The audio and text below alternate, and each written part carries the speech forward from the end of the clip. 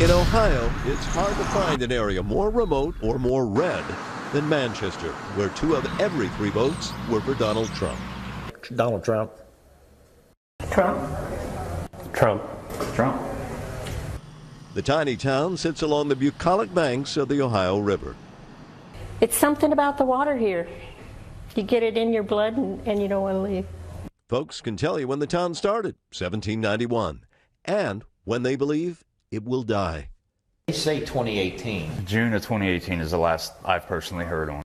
That's when 2 large coal-fired power plants on either side of the town are projected to close. The news broke just after the election.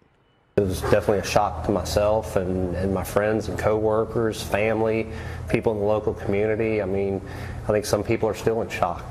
As it stands now, the union says about 700 jobs will be lost in a town of just 2,000 people.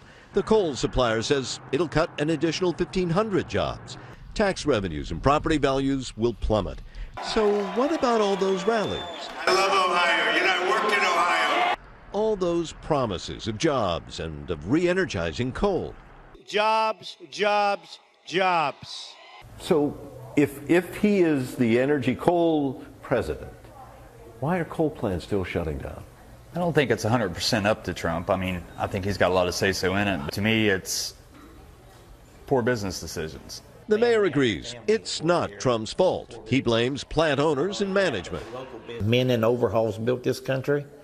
The men in suits have destroyed it. But he is a man in a suit. But he has touched the working people. He stood up for the working people. Did you vote for Trump hoping he would save your job? That's not the only reason I voted for him, but I did vote for Trump because I like the way his views are on stuff, and I like the way he don't try to be all political correct on everything. He was very positive towards coal where others weren't. You don't feel like, despite all his talk of coal, bring the jobs back, that somehow your coal-related job?